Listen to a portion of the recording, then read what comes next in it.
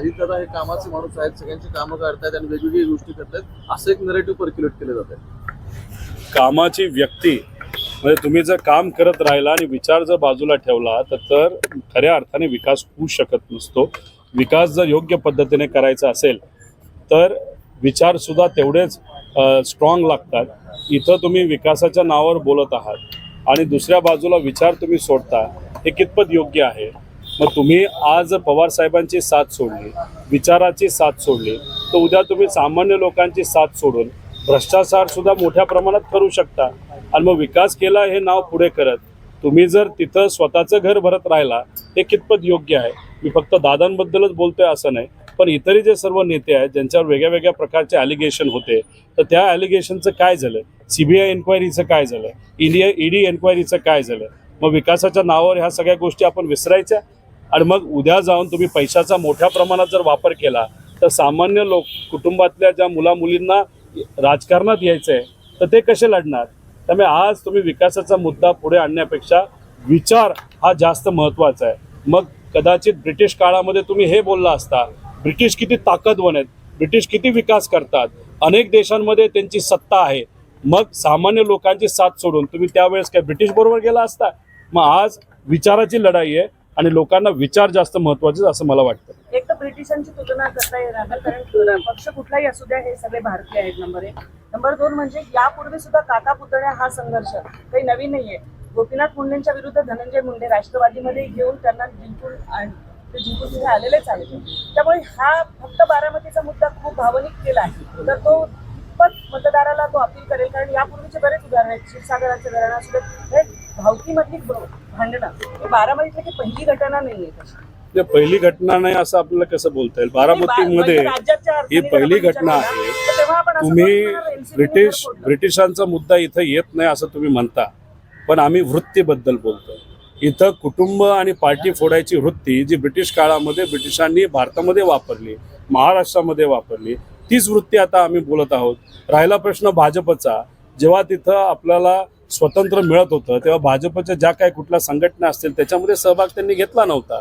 आणि मग आत्तासुद्धा जर आपण बघितलं तर भाजपनेच पवार कुटुंबातल्या काही लोकांना फोडून त्यांच्याकडे केलं, त्यांच्या खांद्यावर बंदूक भाजपली ठेवली आणि जर तुम्ही निशाणा कोणावर आहे तर तो साहेबांवर आहे.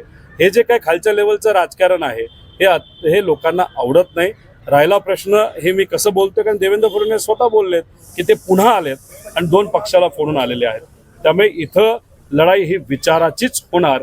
आणि तुम्ही जर बघितलं विकासाच्या बाबतीत या मतदारसंघामध्ये ज्या कुठल्या MIDC आलेल्या आहेत, नाहीतर IT सेक्टर आलेलं आहे, ते साहेबांमुळेच आलेलं हे आपल्या सर्वांना माहिती आहे.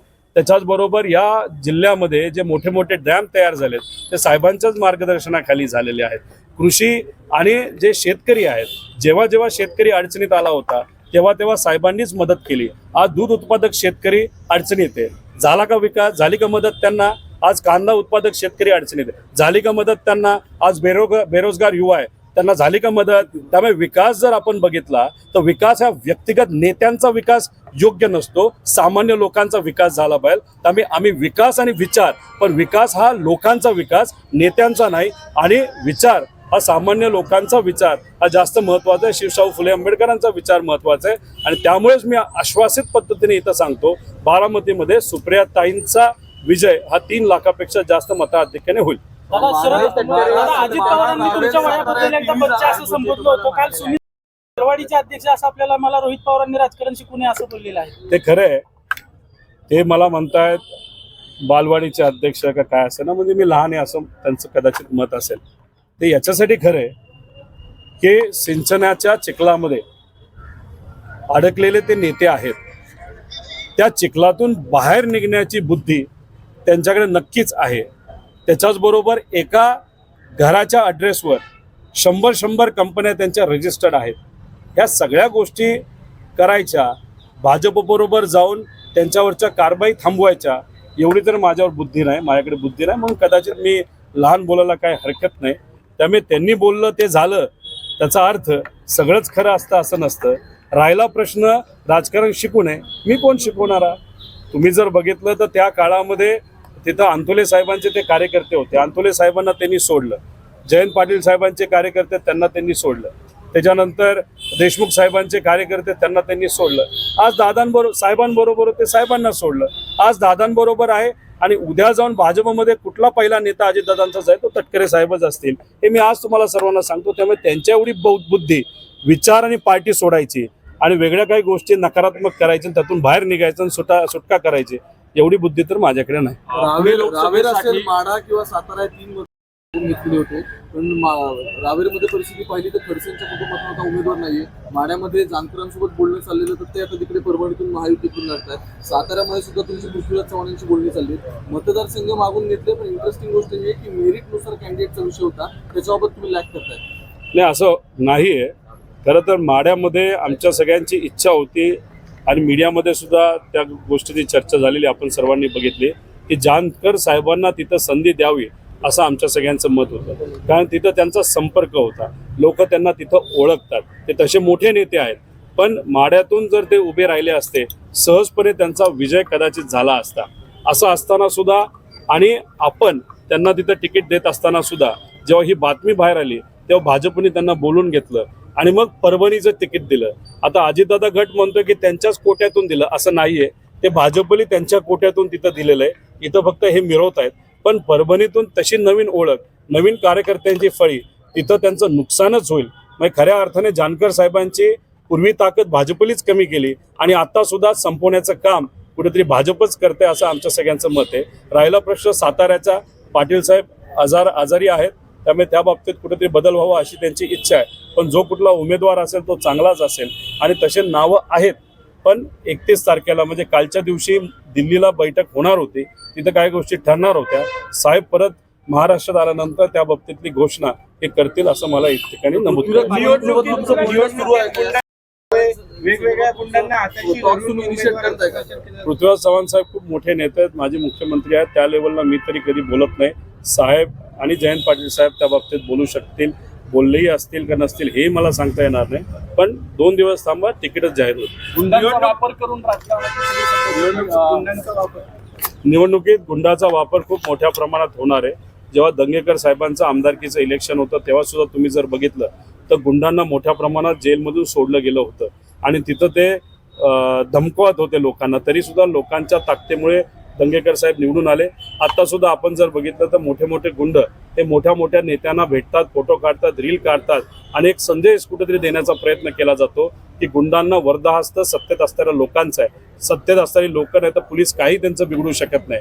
कदाचित आम्हाला कळतं की आज पुणे CP साहेबांची पत्रकार परिषद आहे. तुम्ही त्यांना विचारा की त्यांच्याकडे जो गुंड भेटायला आला होता त्यांनी त्या बाबतीतली रील काढली, किती गाड्या होत्या, कसं होतं, ती रील पब्लिश केली, तरी या CP साहेबांना त्या गुंडाच्या बाबतीत काही करता आलं नाही. साधा हे केस सुद्धा त्याचा हात लावता आला नाही.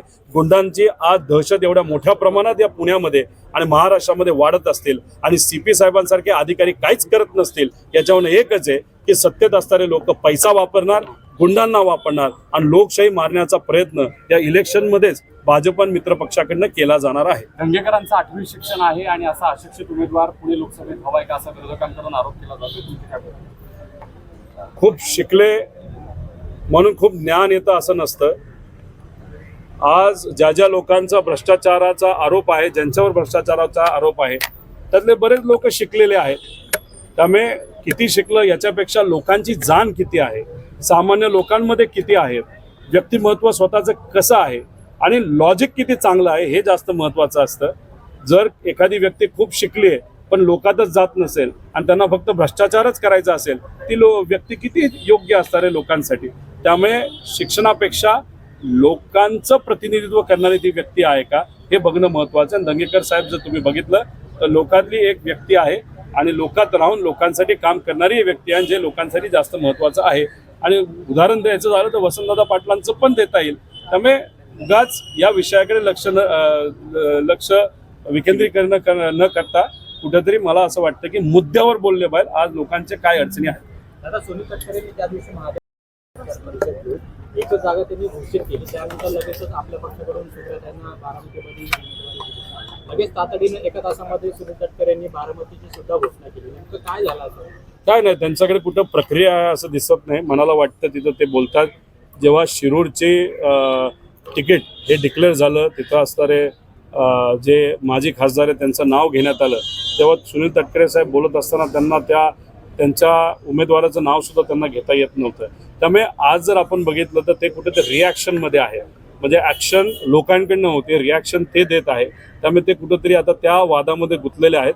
त्यांच्याकडे उमेदवारी कुठली द्यायची, कशी द्यायची आणि BJP त्यांना ते सीट देणार आहे का नाही हे सुद्धा माहीत नाही. त्यामुळे त्यांच्याकडे नवीन उमेदवार देण्याचं धाडस कुठेही होत नाही. जानकरांचा विषय झाला तर भाजपच्या कोट्यातून ती दिलं गेलंय, अजितदादांच्या कोट्यातून दिलं गेलंय असं आमचं मत नाही. सोबत घेण्याचा महाविकास आघाडीकडून प्रयत्न झाला होता. त्यानं उमेदवारांची घोषणा करायचा धडाका लावलेला आहे. आणि त्यांनी आरोप केला की प्रस्थापित विस्थापितांचं प्रगती बघवत नाही. 2019ला लोकसभेचं इलेक्शन जेव्हा जाहीर होणार होतं त्याच्या आधी कोरेगाव भीमाचं प्रकरण झालं, दुर्दैवी प्रकरण होतं. 2 समाजामध्ये वाद निर्माण झाला होता आणि नंतरच्या काळामध्ये वंचितचे बरेचसे उमेदवार हे एकटे उभे राहिले. आता प्रकाश आंबेडकर साहेब एक मोठे नेते आहेत, सातत्याने त्यांनी संविधान आणि लोकशाहीच्या बाजूली भूमिका घेतलेली आहे आणि अशा परिस्थितीमध्ये कदाचित त्यावेळेस त्यांना ते जाणवलं नसेल, पण वंचितचे जिथं जिथं उमेदवार उभे राहिले तिथं काँग्रेस राष्ट्रवादीला खूप मोठ्या प्रमाणात फटका बसला आणि अप्रत्यक्षपणे भाजपला फायदा झाला. भाजपचे नेते आज काय म्हणतात की संविधान बदलायचंय, संविधान फोडायचंय, लोकशाही संपवायची आहे आणि अशा परिस्थितीमध्ये परत एकदा ते जर स्वतःचे एकटे उमेदवार तिथं उभे करणार असतील तर मग अप्रत्यक्षपणे कदाचित परत एकदा फायदा जर BJPला होणार असेल तर प्रकाश आंबेडकर साहेबांना सुद्धा ते पटणारं नाही आणि लोकांना सुद्धा ते पटणारं नाही, त्यांच्या कार्यकर्त्यांना पटणारं नाही. अजून सुद्धा वेळ गेलेली नाही, पुढाकार त्यांनी घ्यावा. ते मोठे नेते आहेत आणि महाविकास आघाडीवर जे कुठल्या सीट्स असतील 5-6, कारण शेवटी सीट कमी मिळणं याच्यामध्ये आपण मोठं मन दाखवतोय, आपण कुठेतरी माघार घेतोय. का घेतोय? लोकशाही टिकवण्यासाठी. पण आपल्याला सीट 6 ऐवजी कुठेतरी जास्त सीट पाहिजे म्हणून उमेदवार हे उभेच करायचे अशी भूमिका जेव्हा आपण घेतो तेव्हा आपण लोकशाहीचा, संविधानाचा विचार न करता आपल्या पार्टीचा विचार करतोय, स्वहिताचा विचार करतोय. एक नागरिक म्हणून मी त्यांना विनंती करेल की महाविकास आघाडीबरोबर त्यांनी यावं. ते मोठे नेते आहेत. थँक्यू. आमची व्हिडिओ बातमी आवडल्यास लाईक, शेअर आणि समांतर चॅनलला सबस्क्राईब करायला विसरू नका.